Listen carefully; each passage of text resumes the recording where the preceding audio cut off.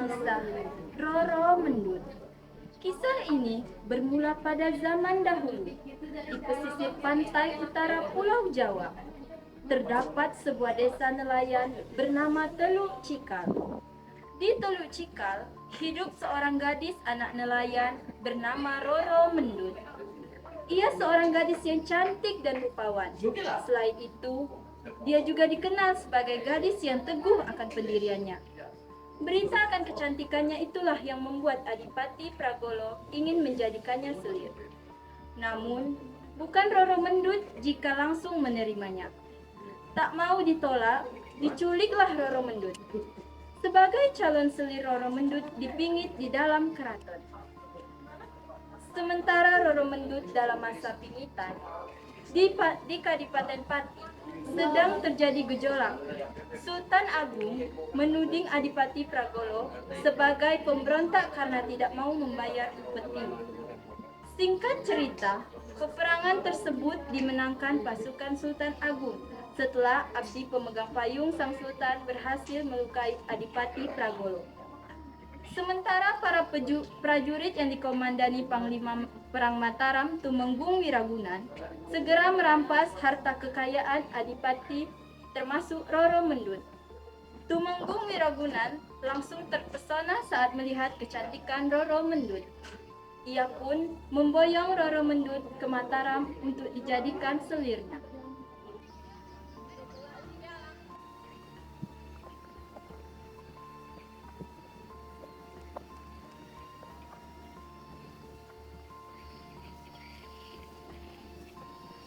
Kakanda, ada apa makanan buat Kanda begitu? Sudah makan tampak sedikit. Ada suatu apa kiranya? Kanda tampak begitu lesu, kehilangan selera makan pula. Apa ada kesalahan atau perilaku hamba yang selama ini belajar? Cukup tidak. Kalau begitu, apa yang Kakanda kehendaki? Bukan saja Kanda, jika Kanda memiliki suatu permintaan terhadap hamba, tentu hamba akan berusaha memenuhi permintaan Kanda. Baiklah, adakah kiranya Nyai tidak lelah mendampingku sekian lama ini? Aku ingin memerdekakan Nyai selayaknya hamba yang lain di istana. Mereka bebas menentukan nasibnya tanpa bergantung nasibnya pada diri. Jika hanya pertanyaan itu yang membuat Kanda gelisah, tentu hamba akan menjawab. Hamba tak pernah merasa lelah sedikit pun atau bahkan mengeluh atas posisi hamba hingga saat ini. Nyai, aku ingin mendapatkan keturunan yang bisa meneruskan harta kebangsaan lagi. Sedangkan hingga saat ini, hal tersebut belum dapat kau berikan kepadaku. Namun, Gusti Pangeran belum berkehendak memberikan kita keturunan. Itu yang selama ini membuat aku marah. Maafkan diri hamba ini yang tak bisa memberikan Kanda keturunan. Apakah Kanda sedang mengimpikan seorang gadis yang dapat memberikan Kanda keturunan? Ada gadis yang ingin aku angkat menjadi kepala selir. Ialah gadis boyongan Pati dari anugerah Kanjeng Sinuwun yang bernama Nyi Roro Mendut. Hamba mengetahui gadis itu. Meski ia bukan keturunan bangsawan atau berdarah priai, tapi rupanya cantik jelita. Tak akan mengurangi kehormatan Kanda bila ia diperistri dan dijadikan selir untuk mendampingi Kanda di istana. Baiklah, saran baikmu aku terima Nyai. Karena itu agar lekas beres, aku utus padamu untuk menjelaskan maksud dari niatanku ini kepadamu. Kau minta supaya ia bersedia menjadi Titah Kanda hamba junjung, menurut diri hamba mustahil ia menolak. Rajin benar dirimu Mendut. Hamba ya, ada apa gerangan yang mengangkat diri untuk menemui hamba? Kemarilah. Hamba mohon pamit, Nyai. Aku ingin berbicara suatu hal padamu. Aku datang kemari untuk meneruskan cita dari Kanda Tumenggung yang telah memberikan kebutuhan dan kemewahan bagi kita semua. Sungguh berbintang gemilang nasibmu Mendut. Kau seumpama kehilangan perak tapi mendapatkan emas. Meskipun kau urung menjadi gundi Adipati Pragolo, Kanda Tumenggung bermaksud menjadikanmu selirnya. Kanda Tumenggung tak hanya bermaksud mengangkatmu menjadi selir, tetapi sungguh keberuntunganmu tak dimiliki 1000 orang sudra sama sepertimu. Kanda Tumenggung bermaksud menjadikanmu sebagai istrinya. Mengapa wajahmu berubah?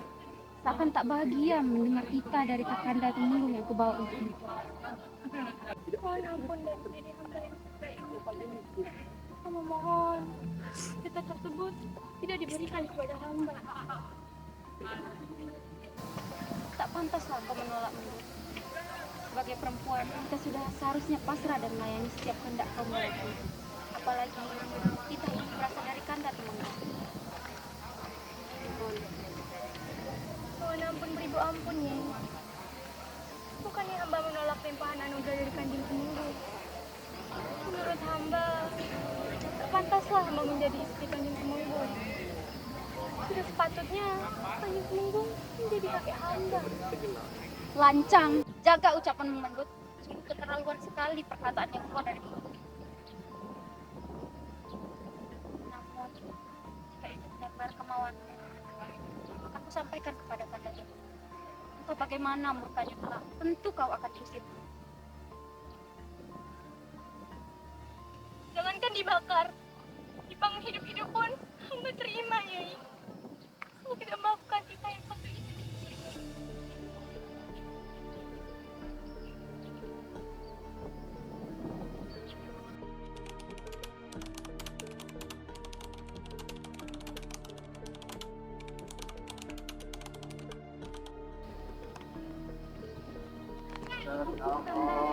Begitu menolak kita yang berasal dari Kanda. Apa maksudmu, Nyai? Mendut menolak? Begitu, tak salah dugaan Kanda. Kurang ajar! Dikira siapa dirinya? Berani menentang anugerah Temenggung Wirogunan yang menjadi tangan kanan Kanjeng Sunan. Aku tak tahu diuntung. Kurasa sekali-sekali ia mesti merasakan bekas tanganku ini. Sabar Kakanda, jangan menjadikan hal ini justru menjatuhkan martabat Kanda di depan Kanjeng Sinuhun. Kanda bisa memberikan pelajaran yang berarti untuk orang Mendut. Baiklah, aku terima saranmu, Nyai. Mendut harus membayar uang 3 real tiap harinya agar ia merasakan kesulitan untuk mencari uang sebanyak itu. Dan akhirnya ia menyerahkan dirinya kepadaku. Hahaha.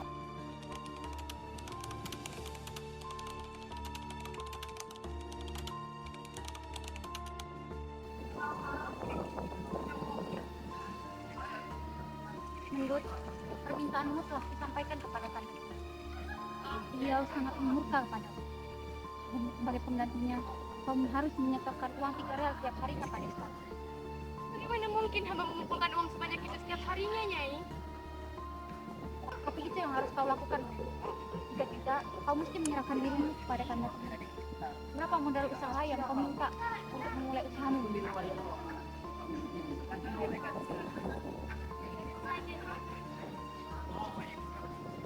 Mana yang tak berduka jika suaminya ingin perempuan lain yang lebih cantik, cerita dan lebih enak. Meski berulang kali hal ini terjadi, tetap saja meninggalkan lara di hatiku. Gadis pesisir ayu yang telah menarik perhatian Kanda itu benar-benar membuatku merasa kagum dengan tekad dan kebulatan hatinya.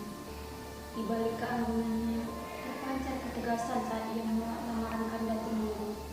Meski penolakan tersebut membuat Kanda semakin ingin memilikinya. Permisi, Narayu.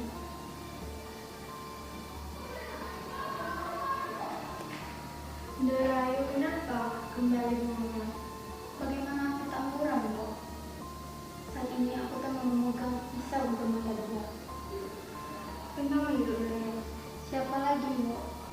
Tapi Ndora adalah wanita pilihan. Ndora pula yang mendampingi Kanjeng hingga puncak kejayaannya. Kanjeng tak mungkin akan melupakan kenangan itu. Mbok, aku kenal Kanda. Sudah berapa penaklukan yang berhasil diraih Kanda bersama Sultan. Kanda akan mendapatkan apa yang diimpikannya.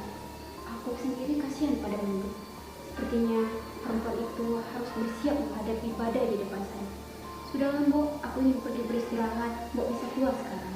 Kalau begitu, hamba pamit, Narayu. Mendut, aku percaya. Meski bukan terakhir dari penggede, namun jiwamu begitu besar. Perempuan itu bagaikan beringin yang tetap kokoh meski angin lalu. Bahkan akar-akarnya mampu menembus bebatuan bumi.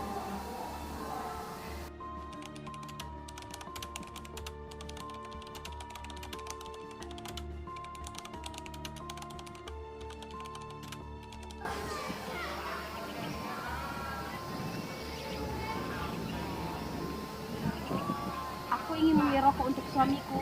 Berapa satu linting rokok ini nih? Sebatang itu seharga setengah ribu Mbak Yu. Mahal sekali. Apa istimewanya sebatang rokok ini? Rokok di sini berbeda dengan rokok kualitas di tempat lain Mbak Yu. Bagaimana dengan putu rokok ini? Itu seharga 10 ril. Lucu sekali. Justru putu rokok lebih mahal dibandingkan satu linting rokok utuh.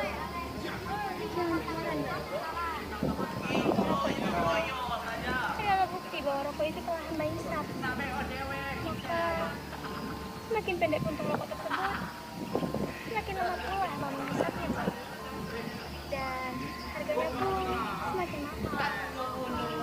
Begitu caramu berjualan. Kalau begitu aku tidak jadi membeli.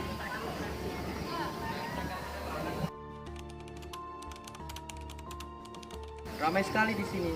Sabar rasanya aku ingin mengikuti gelanggang sabuk ayam di sini. Mari Tuan, tapi lihat di lapak sana. Ramai sekali. Ada apakah gerangan Tuan? Mari kita lihat.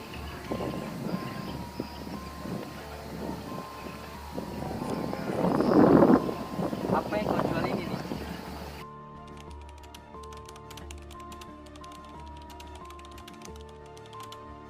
Ini belum menjual rokok yang terbatas di Lampung.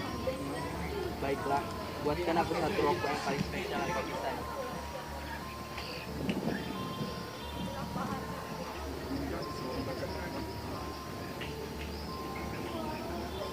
Baiklah, Kang Mas pamit dulu.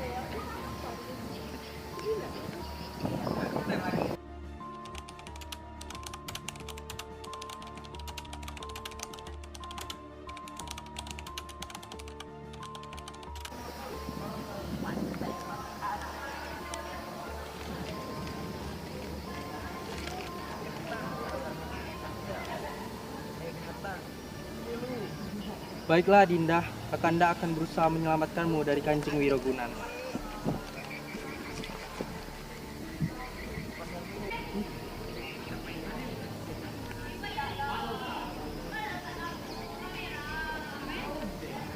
Baiklah, segera sampaikan surat ini kepada Mendak. Baik Tuan, laksanakan.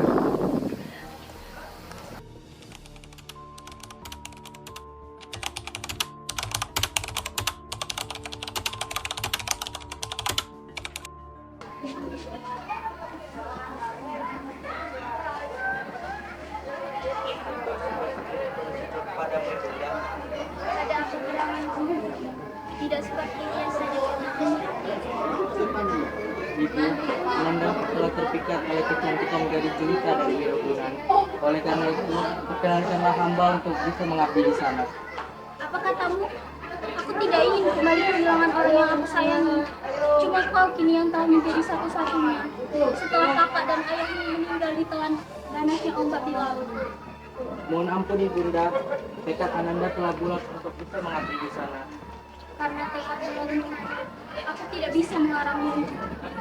Aku hanya bisa berharap agar kau selamat di sana. Terima kasih Bunda, restumu lah yang Ananda harapkan.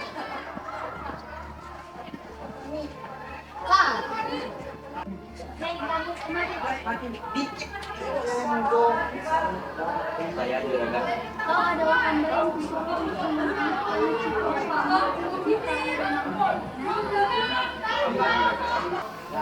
Kalau begitu pergilah, ikuti perahu Citro kembali ke perahu Romantre. Tapi kalau dulu jangan sampai gagal. Hamba laksanakan.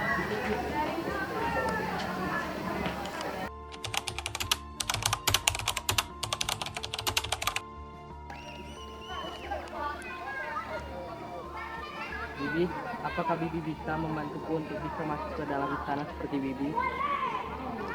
Jangan khawatir, Bi. Akan aku beri imbalan jika Bibi bisa membantuku mengabdi di sana. Baiklah, aku bisa membantumu. Ayo ikut ya.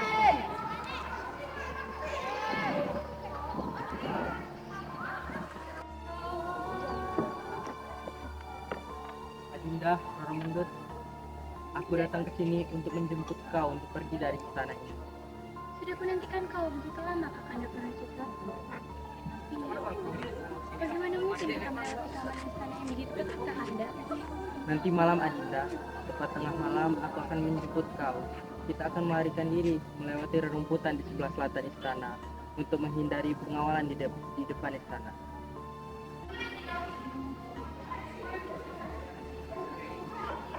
Dinda, Adinda Roro Mendut. Ini aku Roro Citro. Apakah kau belum tidur? Aku sudah menyadari pencerahan ini dari sini.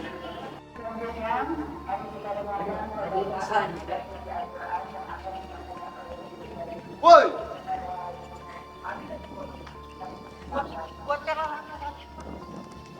Kanjeng Temenggung, mohon maaf, Roro Mendut dibawa kabur oleh Rono Citro melewati selatan istana. Depa! Lancar mereka! Tangkap mereka hidup-hidup! Dibawa Kanjeng Temenggung.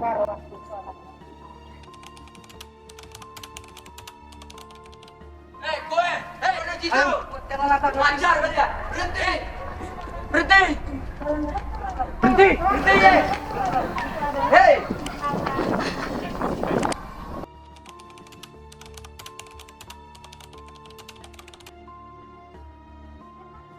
Kurang ajar! Kalian coba-coba mempermainkanku! Menggung Wirogunan! Sudah cukup kuat rupanya kalian! Bawa mereka ke tengah kota! Biarkan orang di istana tahu akan adanya pasangan berdebat di sana. What?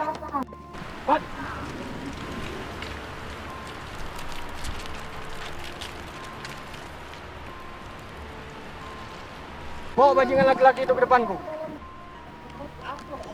Debat, mati kau!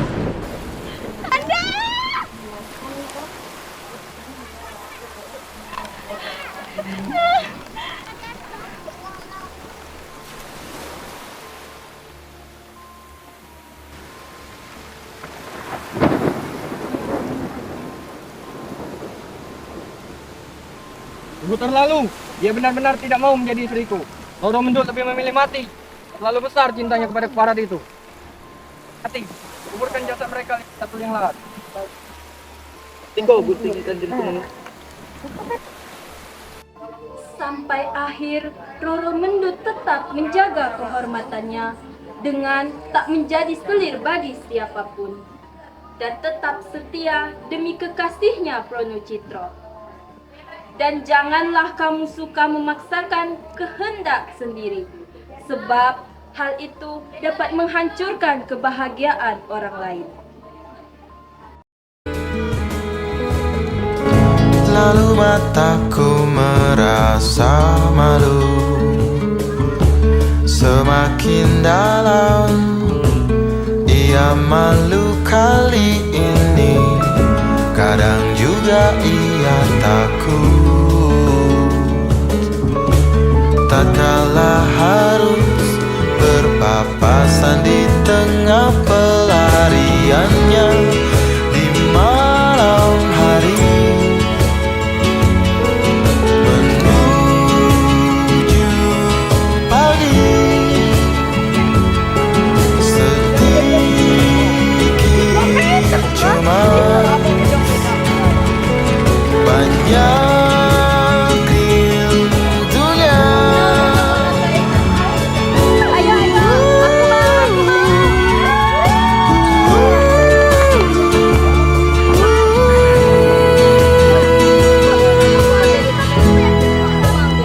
Berapa?